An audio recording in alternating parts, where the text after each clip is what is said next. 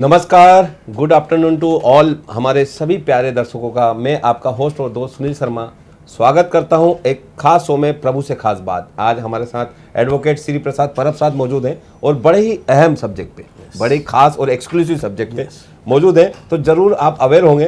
दोस्तों, एडवोकेट श्री प्रसाद परब साहब इस पर काफ़ी अध्ययन किए हुए हैं और पिछले 10-12 सालों से इनका हाउसिंग सोसाइटी रीडेवलपमेंट में खासा अच्छा अनुभव है। एक्सपर्ट हैं और एक्सपर्ट डायरेक्टर हैं महाराष्ट्र स्टेट हाउसिंग फेडरेशन के। वहाँ पे भी वो एडवाइस देते हैं, काफ़ी सारे लोगों को एडवाइस देते हैं, अच्छे लोगों को। तो आज ऐसे शख्सियत हमारे साथ मौजूद हैं। मैं आपको बता दूं, सेल्फ रीडेवलपमेंट में मेरे ख्याल से मुंबई में सबसे पहले रीडेवलपमेंट में बताऊँगा स्क्रीन पे जीन प्रेम कोऑपरेटिव हाउसिंग सोसाइटी जो है वो, और बाहर से भी फंड नहीं लिया, उन लोगों ने फंड इकट्ठा किया था। सबसे पहले ये सोसाइटी है, आप देख सकते हैं, सेल्फ रीडेवलपमेंट। उसके बाद सेल्फ रीडेवलपमेंट में काफ़ी सारा चलन हो गया और ये देख सकते हैं आप चारकोप में इन लोगों को अच्छा FSI अच्छी चीज़ें मिली थी। सिंगल विंडो सिस्टम में क्या क्या चीज़ें होती है, एक लेमैन एक हाउसिंग सोसाइटी यदि सेल्फ रीडेवलपमेंट में जाना चाहती तो उनको कहाँ कहाँ से गुजरना पड़ता था, और सिंगल विंडो क्या है? ये फर्स्ट ऑफ ऑल ये जान लेते हैं कि ये सिंगल विंडो सिस्टम जो कंसेप्ट है, ये इसे क्यों इम्प्लीमेंट कर दिया गया है या उसे इम्प्लीमेंट करने के लिए कोशिश क्यों जारी है, वो थोड़ा देख लेते हैं। रियल इस्टेट सेक्टर की अगर हम बात करें तो अगर इंडियन इकोनॉमी की अगर हम बात करेंगे तो सेकेंड लार्जेस्ट कंट्रीब्यूशन है रियल इस्टेट सेक्टर का। ऑल ओवर इंडियन इकोनॉमी में सेकेंड लार्जेस्ट कंट्रीब्यूशन है। सेकेंडली अगर बात करें कि एम्प्लॉयमेंट की और वर्कफोर्स की, उसमें भी नंबर 2 पे रियल इस्टेट सेक्टर है। एग्रीकल्चर जो है नंबर 1 पे है, उसके बाद सेकंड नंबर पे रियल इस्टेट सेक्टर है। मतलब आप इमेजिन कर सकते हैं कि रियल इस्टेट सेक्टर कितने दूर तक और कितने रूट्स में फैला हुआ है। वही अगर देखेंगे because of these real estate sector का इम्पोर्टेंस, हम देखेंगे कि हमारे पोस्ट इंडिपेंडेंस में हाउसिंग यूडी डिपार्टमेंट आया, MMRDA आहे, सिडको, महाराष्ट्र की बात करेंगे तो CIDCO, MHADA, national housing bank की स्थापना हुई। ये all because to boost the real estate sector. Correct. अगर हम लॉज की बात करेंगे तो आप जानते ही है, प्रभु सर हमेशा उसके ऊपर डिस्कस करते हैं कि मोफा लॉज है। ये क्यों आए? क्योंकि रियल इस्टेट सेक्टर को कंट्रोल करना है, उसे एक सिस्टमैटिक वे से प्रेजेंट करना है। अभी हम देखेंगे रेरा लॉज आए हैं ताकि इस रियल इस्टेट सेक्टर को भी बूम मिले। तो ये रियल इस्टेट सेक्टर की इंपॉर्टेंस हो गई। रिसेंटली अगर हम देखेंगे कि स्टेट ने रियल इस्टेट सेक्टर की इम्पोर्टेंस रिकग्नाइज करके उसे कैसे बूस्ट अप करने की कोशिश की है, तो आप देखेंगे प्रधानमंत्री आवास योजना, बिल्कुल यूनियन बजट अब 2019 देखेंगे तो उसमें काफ़ी सारी सब्सिडीज दिए गए, लोन्स पे 1.5 लाख तक सब्सिडीज दिए गए। कोविड में आप हम देखेंगे तो स्टैम्प ड्यूटी रजिस्ट्रेशन पे बेनिफिट्स था। उसके बाद हम देखेंगे कोविड में तो प्रीमियम्स जो प्रीमियम्स बिल्डर लोगों को भरने होते हैं, वो प्रीमियम्स पे काफ़ी सारी सब्सिडीज थी। तो ये सारा चीज़ जो था ये just to boost the real estate sector. और अल्टीमेटम इसके बैक ऑफ द माइंड में स्टेट का ये कहना था, मतलब अगर हम प्रधानमंत्री आवास योजना या ये सेल्फ डेवलपमेंट मॉडल की बात करें तो बैक ऑफ द माइंड में स्टेट का ये था कि अफोर्डेबल हाउसिंग भी देना है। बरोबर। अगर हम हाउसेस क्रिएट करेंगे और उसमें अगर वो महंगे होंगे तो फिर वो लेगा कौन? बिल्कुल सर। तो रियल इस्टेट सेक्टर ऐसा नहीं है कि खाली हम हाई क्लास के लिए बना रहे हैं। टारगेट ये है कि अफोर्डेबल हाउसिंग में आपको ये सेक्टर जो है वो हाउसेस प्रदान करना चाहिए। और अगर अफोर्डेबल हाउसिंग में होगा तो मास हाउसिंग जो होगा, ये संकल्पना जो है वो फुलफिल होगी, कंप्लीट होगी।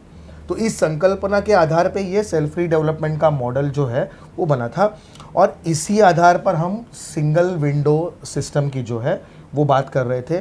स्टेट फेडरेशन ने deputy CM, honourable deputy CM से इस बारे में 2019 में भी बात हुई थी और अभी भी जो है फेब में हमारी मीटिंग फिक्स हो गई है विथ रिगार्ड्स टू ये सिंगल विंडो सिस्टम का इम्प्लीमेंटेशन एंड अपने सेल्फ रीडेवलपमेंट का जो 13 सितंबर 2019 का जो ऑर्डर है उसको भी इम्प्लीमेंटेशन, ये दोनों का मिक्स करके हम इसको सिंगल विंडो सिस्टम जो है वो प्रदान कर रहे हैं। मतलब आप महाराष्ट्र स्टेट हाउसिंग फेडरेशन इसको रिप्रेजेंट कर रहा है विद DCM और CM। यस। और सिंगल विंडो सिस्टम की अगर बात करें तो what is single window system? मतलब ये वर्ड एकदम सिंपल लग रहा है, सिंपल लग रहा है, लेकिन है क्या?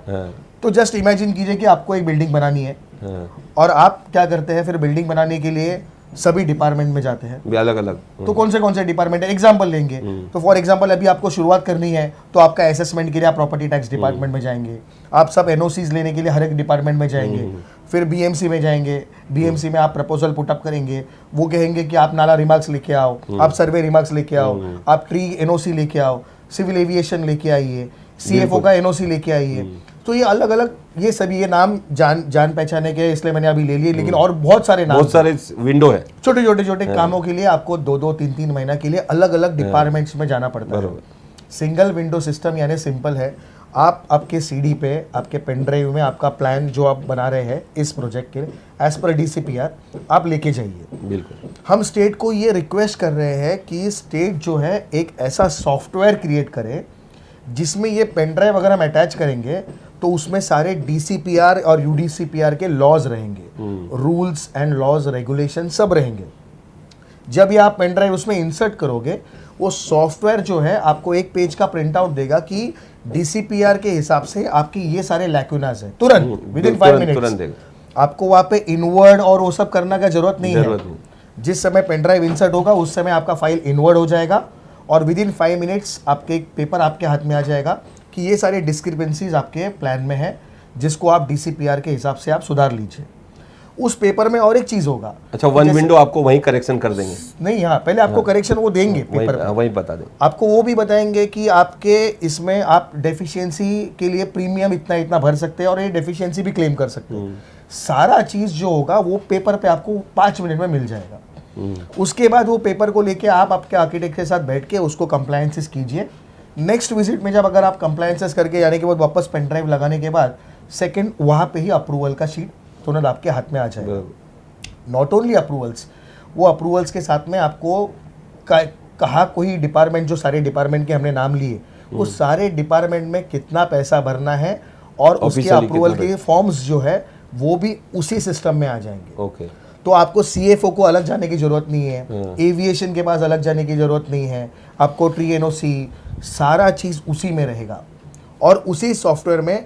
और हम ये भी रिक्वेस्ट करते हैं कि सपोज आपको ट्री एनओसी के लिए 100 रुपीज देने हैं तो हम स्टेट अब उससे 110 चार्ज करें, लेकिन डेवलपर या सोसाइटी के लिए आप बोलेंगे आप 10 हर विंडोज में घूम के आइए, हर जगह पे जाइए, 2-2 महीना वहाँ पे टाइम लगेगा। उसके लिए वो जो टाइम स्पेंड होने वाला है उसके लिए उसके बजाय हम 10 रुपीज एक्स्ट्रा देने के लिए भी रेडी है। लेकिन आप सिंगल विंडो सिस्टम क्रिएट कीजिए and then it is a duty of the state to create a welfare state. Welfare state create करना है तो रियल इस्टेट सेक्टर को बूम करना पड़ेगा और रियल इस्टेट सेक्टर बूम है इस माध्यम से होगा। और इस माध्यम से अगर जाएंगे तो रियल इस्टेट सेक्टर की जो प्रगति है वो हमें तुरंत दिखाई देगी। से बेसिकली हम कहते हैं कि एम्प्लॉयमेंट है, अफोर्डेबल हाउसिंग देना है, तो ये अफोर्डेबल हाउसिंग आएगा कहाँ से? जब आपको सिंगल विंडो सिस्टम से आपके सारे एफर्ट्स कम हो जाएंगे, आपका टाइम ड्यूरेशन कम हो जाएगा, वो आप पास ऑन करोगे बेनिफिट्स जो अलॉटीज है उनको, जो आपके पास क्लाइंट आने वाले हैं उनको, क्लाइंट्स जो न्यू बायर्स या ओल्ड टेनेंट, तो उनको सस्ते में फ्लैट मिलेगा बिकॉज ये सिंगल विंडो सिस्टम है, ट्रांसपेरेंसी है, फेयरनेस है, इलीगल बिल्डिंग्स कम हो जाएंगे, एनवायरमेंटल नॉर्म्स भी फॉलो हो जाएंगे, कोर्ट का लोड भी कम हो जाएगा। जो आज हाई कोर्ट्स में इतने सारे लिटिगेशंस पेंडिंग है वो भी सारे कम हो जाएंगे। ये जो एक सिंगल विंडो सिस्टम है ये सारा आपको बाकी का काम करके दे रहा है। एग्जांपल लेते हैं, अभी हम लोग रेरा की बात करते हैं। हम क्या करते हैं, प्रोजेक्ट IODCC आने के बाद रेरा में जाके रजिस्टर्ड करते हैं। ये रेरा में रजिस्ट्रेशन भी वहां से ही होगा। अच्छा, वही, क्योंकि रियल एस्टेट सेक्टर को कंट्रोल करने वाला सिंगल विंडो सिस्टम है, तो it is controlling each and every window of the real estate project. तो जैसे रियल एस्टेट प्रोजेक्ट में रेरा की है तो यहाँ से ही वो लिंक ऑटोमेटिकली जाके रियल एस्टेट प्रोजेक्ट मतलब रेरा अथॉरिटी में वो प्रोजेक्ट रजिस्टर्ड होगा, उधर ही आपको नंबर आ जाएगा। जो भी फीस आपको रेरा की पे करनी है आपको उस सिंगल विंडो सिस्टम में ही पे करनी है। इस तरह से सिंगल विंडो सिस्टम की हम लोग जो बात कर रहे हैं, और ये अगर आ गया तो हमें वेलफेयर स्टेट की जो संकल्पना है ये सून फुलफिल होते हुए दिख जाएगी। इस तरह से हम प्लानिंग कर रहे हैं, मतलब सिंगल विंडो इस तरह का, इस तरह से प्लानिंग कर सर। उसमें जैसे महारेरा में एक अपडेट होती है कि जब वो रजिस्ट्रेशन हुआ उस प्रोजेक्ट का, वहाँ से लेके आपको पोजीशन की वो कमिटमेंट करता है डेवलपर, उसी तरह से ट्रांसपेरेंसी रहेगी और एक ऑनलाइन रहेगा कि ये सब चीज़ें एक जो क्या न्यू बायर्स तो देख पाते हैं महारेरा में, लेकिन जो ओल्ड टेनेंट होते हैं उनका ये प्रॉब्लम रहता है कि अपडेट और हमारे जो राइट्स है वो राइट्स कैसे हम खातरी करें। सी अभी हम ये लेवल पे बात कर रहे हैं, ये बहुत रॉ लेवल की बात है। इन डिटेल में अगर उसमें और थोड़ा डीप उतरेंगे, थोड़ा मैं आपको एक हाईलाइट दे देता हूँ। जैसे कि हमारे ब्रिजेस के जो अभी कंस्ट्रक्शन होते हैं, पहले के और अभी के कंस्ट्रक्शन में डिफरेंस मैं आपको बोलता हूँ। अभी कुछ चिप्स, जैसे हम लोग बोलते हैं ना सिम कार्ड अभी आ गया हमारा, तो वैसे कुछ चिप्स जो है वो हम लोग प्रोजेक्ट में इंस्टॉल करते हैं, ताकि अगर ब्रिजेस पे कुछ अनड्यू मूवमेंट हो, मतलब अर्थक्वेक रिलेटेड मूवमेंट हो, तो ऑटोमेटिकली आपके सिस्टम में उसको रिवर्ट करके एक अलार्म बजाया जाता है और फिर आप जाके उसको तुरंत रेक्टिफाई कर सकते हैं। उसी तरह की चिप सिस्टम ये सिंगल विंडो सिस्टम पे लोकेट होगी, जो चिप सिस्टम आपके कंस्ट्रक्शन में भी यूज होगी, मैंडेटरी सेम चिप। और आप वहाँ पे जो एक्टिविटीज करोगे वो ऑटोमेटिकली ये सिस्टम में अपडेटेड होगी। तो it will also be a cross check, allot is आपके ट्रांसपेरेंसी। यस, अलॉट इज आपके घर पे बैठ के वो पूरा मॉनिटर भी कर सकते हैं, प्रोजेक्ट मॉनिटर कर सकते हैं। ये सारे सिस्टम को लिंक करके सिंगल विंडो सिस्टम बनाया जाता है। ये मैंने एक एग्जांपल दिया आपको एक चिप सिस्टम का। तो ऑल ऐसे कई सारे पार्ट्स है जो जिसको जोड़ के सिंगल विंडो सिस्टम बनाया जाएगा। और इस सिंगल विंडो सिस्टम का जो लाभ है, ये अफोर्डेबल हाउसिंग क्रिएट करने के लिए ही होगा।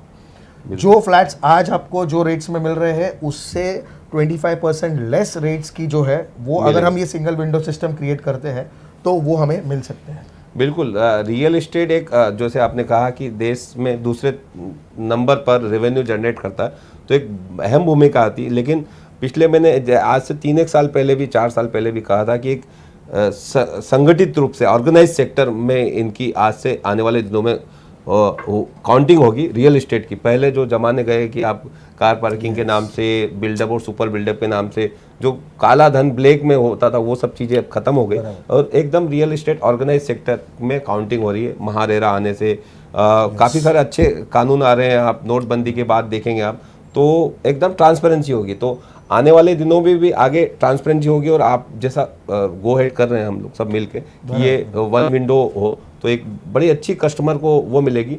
लेकिन इसमें आप क्या कहेंगे, ये जो सेल्फ रिडेवलपमेंट के लिए जो सर्कुलर आया था, एक लेटर आया था सितंबर 2019 में, देवेंद्र फडणवीस साहब चीफ मिनिस्टर थे तो उस वक्त, और शिवसेना और बीजेपी की सरकार थी, वो बहुत टाइम हो गया अभी। तो उसके लिए उसमें क्या क्या है, सब्सिडी लोन्स वगैरह के लिए क्या है, इंसेंटिव एफएसआई क्या है, ताकि लोग वेट कर रहे हैं। अभी भी बहुत सारे लोग वेट कर रहे हैं कब आएगा, तो हम लोग थोड़ा होल्ड कर रहे हैं, हम रिपेयरिंग कर लेते हैं।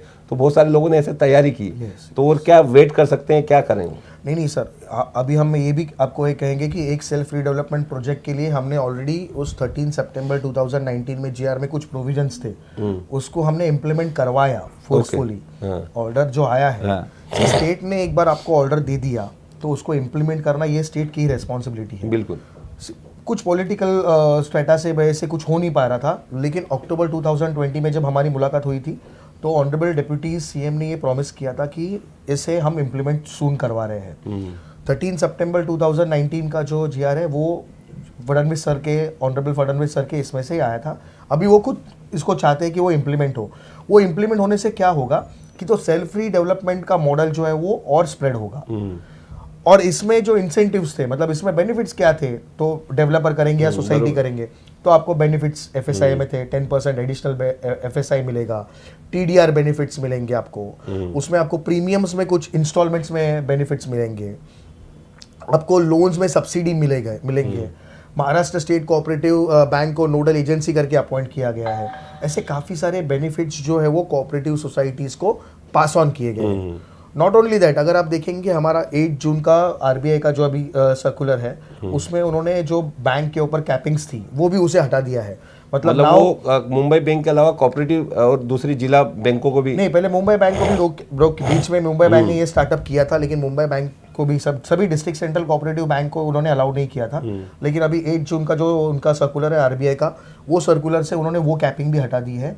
और अभी कमर्शियल रियल एस्टेट सेक्टर के लिए डिस्ट्रिक्ट सेंट्रल कोऑपरेटिव बैंक है और महाराष्ट्र स्टेट कोऑपरेटिव बैंक, जिससे नोडल एजेंसी करके 13 सितंबर के ऑर्डर में डाला गया है, उन्हें भी पावर्स दी गई है कि आप उसका लोन का जो है वो प्रदान कीजिए। मतलब सेल्फ रीडेवलपमेंट मॉडल के लिए बूस्टअप करने के लिए आप फंडिंग अवेलेबल कर दीजिए। मुंबई बैंक ने तो ऑलरेडी स्टार्टअप कर दिया है। महाराष्ट्र स्टेट कोऑपरेटिव बैंक की जो लोन पॉलिसीज़ है उसमें महाराष्ट्र स्टेट फेडरेशन भी उनके साथ में बैठ के वो चर्चा हो रही है। Soon within next week में वो चर्चा कंप्लीट होगी और वो पॉलिसी भी वो इम्प्लीमेंट करेंगे। Now state cooperative bank will also give funding to the self redevelopment projects. तो ये सारे बूस्टअप आ रहे हैं और ये ऑर्डर 8 जून का आपका सर्कुलर, ये सारे को मिला के सेल्फ रीडेवलपमेंट प्रोजेक्ट को सक्सेसफुल बनाने की ऐसी एक तमन्ना जो है वो ऑनरेबल डिप्टी सीएम और ऑनरेबल सीएम जो है ये दोनों के मिला के इनको करने की है। बिल्कुल, तो सेल्फ रीडेवलपमेंट को एक बढ़ावा मिल रहा है और रियल इस्टेट के अच्छे दिन आ रहे हैं, तो निश्चित ही ये जो नंबर 2 पे है तो 1 नंबर पे भी आ सकता है। हमारा देश कृषि प्रधान था और आज भी है, लेकिन ये रियल इस्टेट भी आगे चांस अच्छे हैं, क्योंकि ऑर्गेनाइज जब कोई सा बिजनेस होता है, कोई सी फील्ड होती है, तो उसमें आपके देश के नहीं दूसरे कंट्री के भी लोग आते हैं और वो अपना शेयर अपना कंट्रीब्यूशन करते हैं, फंड करते हैं। और अभी हमारे राज्य के मुख्यमंत्री भी बाहर दावोस में जाके काफ़ी सारा बिजनेस लेके आए। तो मुझे लग रहा है कि मुंबई और महाराष्ट्र में देश भर में रियल एस्टेट के एक अच्छे दिन होंगे। सेल्फ रीडेवलपमेंट को बढ़ावा मिल रहा है। दोस्तों, ये एक सेल्फ रीडेवलपमेंट की एक बड़ी महत्वपूर्ण बुक है जो हमारे सुभाष लाला जी जो रिटायर IAS ऑफिसर हैं और इन्होंने 2 मुख्यमंत्री के प्रिंसिपल सेक्रेटरी हैं, सुभाष लाला जी, विलासराव देशमुख साहब और सुशील कुमार शिंदे, और कोऑपरेटिव IGR कमिश्नर भी रह चुके हैं, UD में भी रह चुके हैं। तो ऐसे महत्वपूर्ण व्यक्ति सुभाष लाला जी और रमेश प्रभु जी का और पूरी टीम का स्टडी ग्रुप का इसमें बड़ा अच्छा अध्ययन रहेगा। तो आप इस बुक को महासेवा के नंबर पर पा सकते हैं। महासेवा के नंबर मैं आपको बता दूंगा। महासेवा के नंबर आप लारम सेंटर में 022 455 1414 455 1414 ये हमारा शेयर भी कर दिया नंबर हमारे सहयोगी ने। तो ये पुस्तक आप विशेष ऑफर पे पा सकते हैं महासेवा के ऑफिस में। और अब वक्त हो चला है, परब साहब हमारे एक्सपर्ट हैं, तमाम विषय के जानकार हैं, आप भी अपना नंबर और मेल ID शेयर कर सकते हैं। यस सर, नंबर है 922 44 53365 और ईमेल ID है shriprasad.parab@gmail.com। आप सभी का धन्यवाद जो महोत्सव टीवी चैनल पे देख रहे हैं उन सभी का, साथ ही हमारे जो यूट्यूब पे प्यारे प्यारे दर्शक देख रहे हैं उन सभी का धन्यवाद। और इस वीडियो को लाइक करें, शेयर करें और आपके होस्ट और दोस्त सुनील शर्मा को दीजिए इजाज़त।